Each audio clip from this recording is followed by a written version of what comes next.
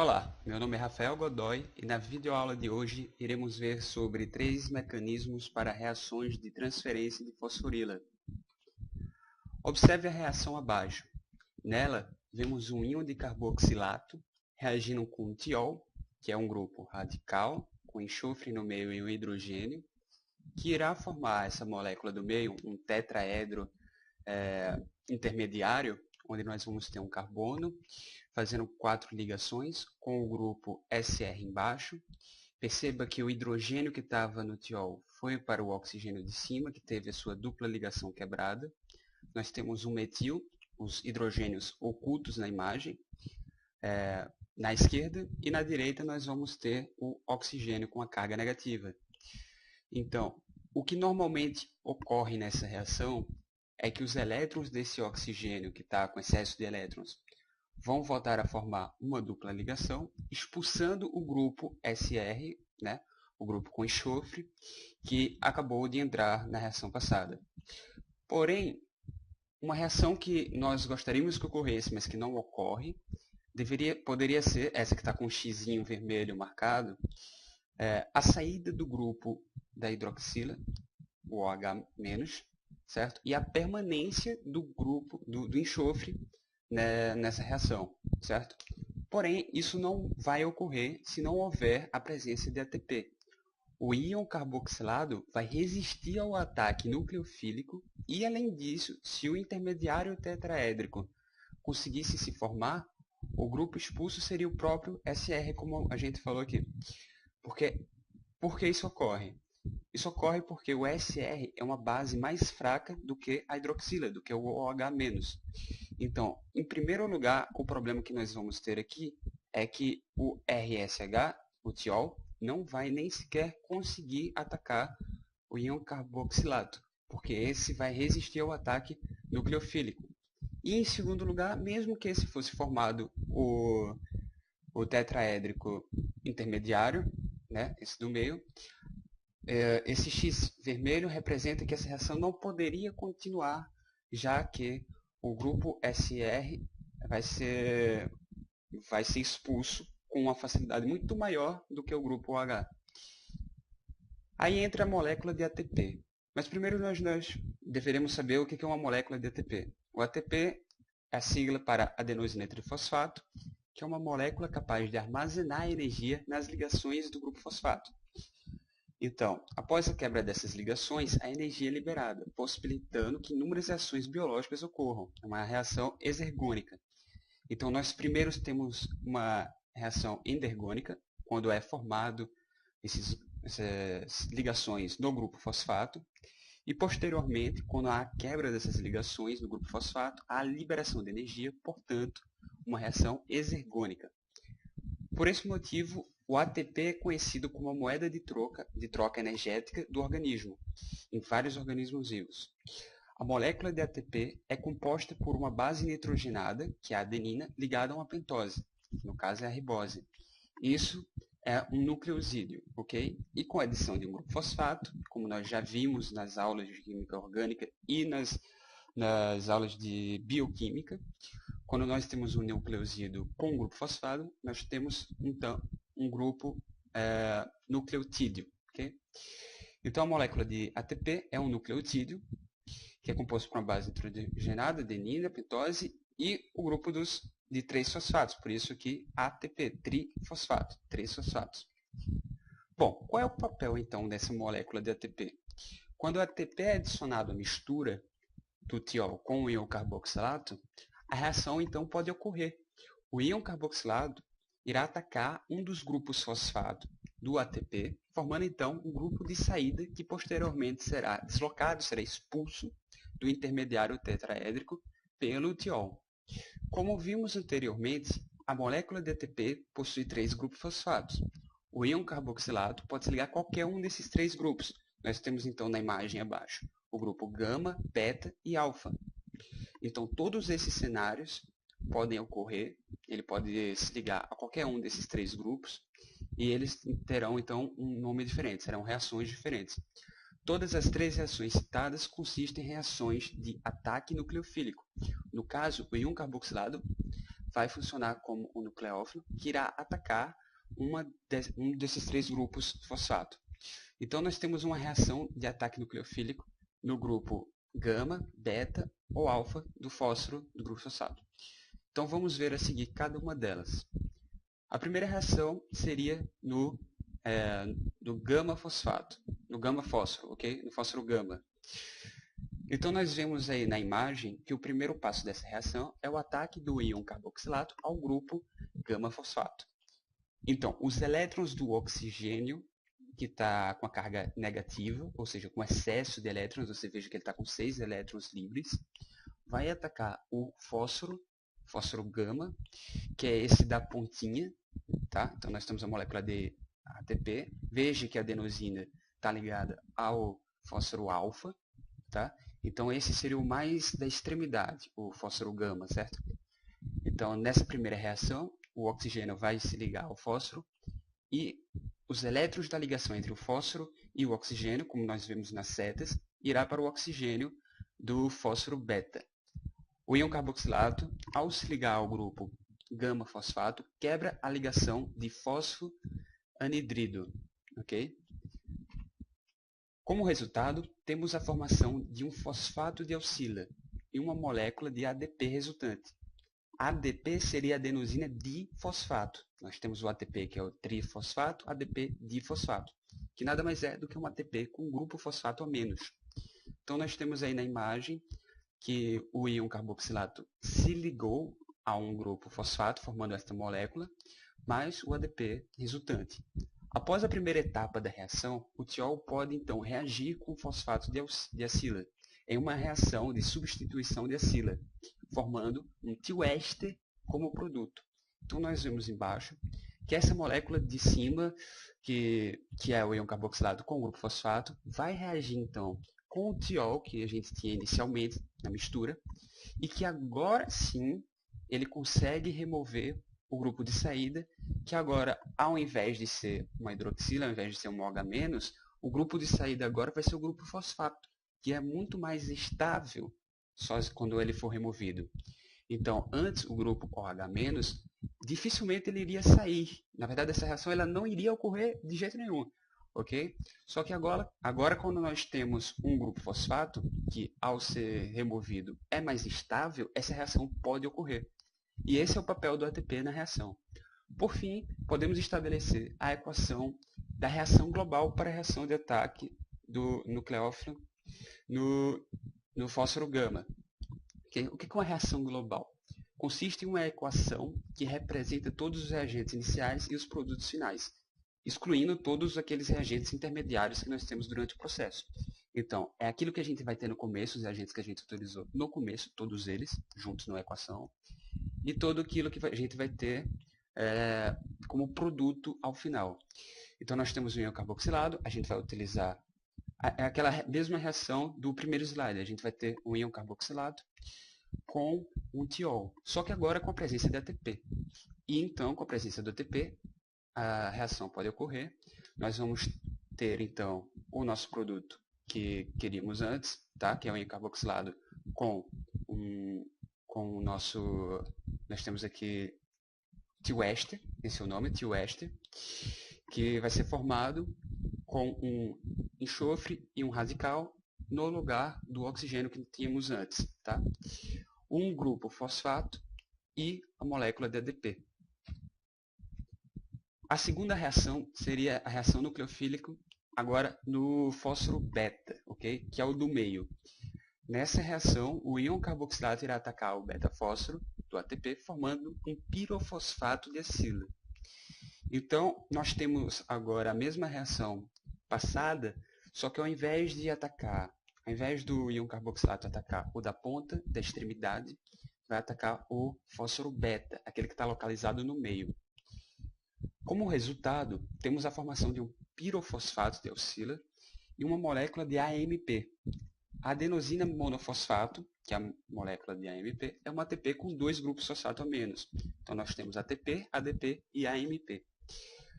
O pirofosfato de alcila vai ser, então, a junção dessas duas moléculas, desses 2 grupos fosfatos. Okay? Quando a gente tem dois grupos fosfatos ligados, a gente vai ter um pirofosfato, e ao se ligar com o grupo acila, nós temos um pirofosfato de acila. Após a reação de substituição de acila, o tiol vai expulsar o pirofosfato de acila do tetraedro intermediário para formar o tioéster. Então nós temos a mesma reação passada, só que ao invés de formar aquela molécula que nós aqui vamos voltar na reação. O que nós temos anteriormente, vamos demonstrar aqui, é um grupo fosfato e um ADP. Qual é a diferença agora? A diferença agora é que nós vamos ter um pirofosfato, ok, como um grupo de produto, que vai ser o grupo de saída, e uma molécula de AMP. Então, nós antes tínhamos um grupo fosfato e um ADP, agora temos um pirofosfato e um AMP. Essa é a diferença. O restante continua exatamente igual. Na terceira reação, a reação nucleofílica no alfa-fósforo, veremos que o íon carboxilato atacará o alfa-fósforo, que é aquele que está mais ligado à adenosina, ok? Formando um adenilato de alcila. Posteriormente, como nas reações passadas, o tiol reagirá com o fosfato de alcila, formando o tioéster. Então vejamos aí nas setinhas como é que vai ocorrer essa reação. E percebemos então que vamos ter uma saída de um grupo pirofosfato, ok? Como resultado, teremos a formação do adenilato de alcila e uma molécula de pirofosfato resultante. Então vemos que é basicamente a primeira reação, só que o grupo de adenosina está ligado ao grupo fosfato que se ligou ao íon carboxilato, ao invés de estar ligado no pirofosfato, ok? Então vamos retornar mais uma vez para ficar bem ilustrativo aqui, tá? Vamos voltar. Vejam só. Anteriormente, o que nós vamos ter é um grupo, é o tioéster, um grupo fosfato e um ADP, certo? O ADP seriam dois grupos fosfato com a adenosina. Então, nessa terceira reação, a gente vai ter o grupo tioéster, tá? O pirofosfato e uma AMP, ok? Um monofosfato. Então, essa é a reação global da nossa terceira reação, ok? O começo dos reagentes é sempre o mesmo, então vai ser os mesmos reagentes, só que eles podem interagir de maneiras diferentes. Como resultado, nós vamos ter ainda o tioéster, só que agora teremos, então, um grupo pirofosfato mais um AMP. A diferença entre esses três mecanismos ela se traduz nos intermediários que serão formados e nos produtos finais também. Então, em sistemas biológicos, os ácidos carboxílicos eles podem ser ativados pela conversão em fosfatos de acila, pirofosfatos de acila e adenilatos de acila. Então, vejamos que antes a gente tinha apenas o ácido carboxílico tentando reagir com o tioéster e essa reação ela não ocorria. Então, em sistemas biológicos, para que essa reação ocorra, esse ácido carboxílico ele é convertido ele vai ser convertido em fosfatos de acila, pirofosfatos de acila ou adenilatos de acila. Ele precisa ser convertido antes em uma dessas três moléculas para poder reagir. Dessa forma, cada um desses mecanismos acrescenta um grupo de saída ao ácido carboxílico, que será deslocado posteriormente pelo nucleófilo. Então, qual é a estratégia? Primeiro acrescenta-se um grupo de saída estável para que depois esse possa ser deslocado pelo nucleófilo, que no caso é o tiol. Porém, muitos nucleófilos diferentes reagem com ATP em sistemas biológicos. E esses três mecanismos, qual deles irá ocorrer, vai depender exclusivamente da enzima envolvida no processo. Então, dependendo do processo que a gente está trabalhando, enzimas diferentes irão reagir, favorecendo, tá, algum desses três mecanismos que nós vimos aqui na videoaula. Tá? Então, esses mecanismos eles serão determinados pela enzima envolvida no processo. Nas reações beta e alfa, que é a segunda e a terceira, lembrando que o fósforo beta é aquele que está no meio e o alfa não é o da extremidade, é o que está mais próximo à adenosina, certo? O pirofosfato formado sofre posteriormente uma hidrólise conferindo irreversibilidade à reação. Então, nesse caso, o pirofosfato dará origem a duas moléculas de fosfato. Então, nós temos uma molécula de pirofosfato, que são dois grupos fosfatos juntos, ligados. Eles, então, sofrerão uma hidrólise, tá? E teremos, então, a quebra dessa molécula de pirofosfato em duas moléculas diferentes de fosfato. E esses dois hidrogênios provenientes do H2O, da água, irão se ligar aos oxigênios que estarão, então, com carga negativa e à procura, então, de uma carga positiva, que no caso será o hidrogênio, tá? Então, portanto, para as reações catalisadas por enzimas, onde a irreversibilidade é um fator necessário, tá? Então, quando o organismo quer fazer uma reação irreversível, a gente vai usar a via 2 e 3, os mecanismos 2 e 3 que nós vimos aqui na videoaula, que é atacando os fósforos beta e alfa. Bom, agora chegou a hora de testar os conhecimentos adquiridos aqui na videoaula em forma de perguntas. Então, qual tipo de ligação é quebrada no ATP ao receber um ataque nucleofílico do íon carboxilato? A segunda questão pergunta, ou melhor, pede para descrever a composição do ATP. A terceira fala, qual a diferença entre as reações e como é determinado qual delas irá ocorrer? E a quarta quer saber quais reações são irreversíveis. E por fim, por que a reação entre o tiol e o íon carboxilato depende da presença de ATP? Tente responder essas perguntas sozinhos, pode pausar o vídeo, tomar o tempo que vocês acharem necessário, responder essa pergunta por si mesmos, e depois eu virei com as respostas.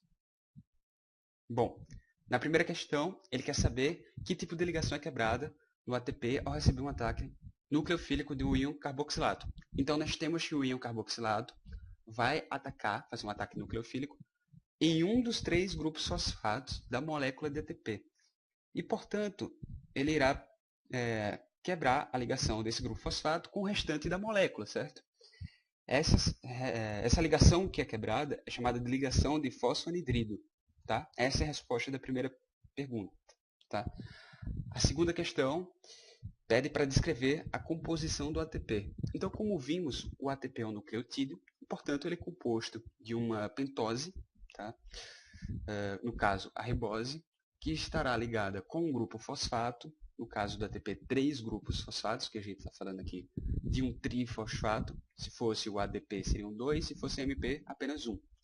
E de um núcleo, de uma base nitrogenada, que no caso será a adenina. Qual a diferença entre as reações e como é determinado qual delas irá ocorrer? Então, nós temos que a diferença entre elas será os intermediários e os produtos formados, ok? E elas irão ocorrer dependendo da enzima que está envolvida no processo biológico. Então, na primeira reação, nós vamos ter como produto um ADP e um grupo fosfato. Na segunda reação, nós vamos ter um pirofosfato e um AMP. E na última, nós também teremos, como na segunda reação, um pirofosfato e um MP como produto da reação global. Okay? Como produto intermediário, na primeira reação, que é a do gama-fósforo, do fósforo gama, okay? Nós vamos ter o fosfato de acila, sendo formado como grupo intermediário. Na segunda reação, nós temos o pirofosfato de acila. E na terceira, teremos o adenilato de acila. E esses 3 grupos intermediários eles são formados dependendo da posição do grupo fosfato que é retirado da molécula de ATP. Se for o da extremidade, chamado de gama-fósforo, nós teremos o fosfato de acila, o do meio, o pirofosfato de acila, e se for aquele que está no comecinho, tá? Aquele que está ligado diretamente à adenosina, teremos o adenilato de acila. Quais são as reações irreversíveis? Como nós vimos anteriormente, as reações irreversíveis são aquelas onde temos um pirofosfato que sofre uma reação de hidrólise, formando duas moléculas de fosfato. O que irá acontecer aqui é que a reação vai ser empurrada para a direita, o equilíbrio vai ser empurrado para a direita, em favor dos produtos. e por isso ela vai ser irreversível. E na quinta questão, por fim, por que a reação entre o tiol e o íon carboxilato depende da presença de ATP? Então, gente, eu acho que o conceito inteiro da videoaula é tentar passar essa ideia de que o íon carboxilato ele não vai primeiramente reagir com o tiol, ok? Essa reação ela vai ser difícil, ou até ocorre, mas em baixa quantidade. Mas mesmo ela ocorrendo, a gente não tem a expulsão da hidroxila e a permanência do grupo tiol para formar o tioéster. O que nós vamos ter, a única reação possível de ocorrer é a remoção do próprio grupo tiol e a permanência da hidroxila. Então, o que o ATP vai fazer é fornecer um grupo fosfato que vai formar um intermediário, seja fosfato de acila, pirofosfato de acila, dinilato de acila, ok? Onde esse grupo intermediário, esse grupo de saída, ele, por ser mais estável, ao ser removido, vai favorecer o tiol, tá? O tiol vai ser capaz de deslocar esse grupo e tomar o lugar dele, formando o tioéster, ok? Então, é por isso que a molécula de ATP é fundamental nesses processos. Eu espero que a videoaula tenha ficado clara, que os conceitos tenham sido absorvidos e que vocês possam ter aprendido alguma coisa nova. Obrigado pela atenção e até a próxima.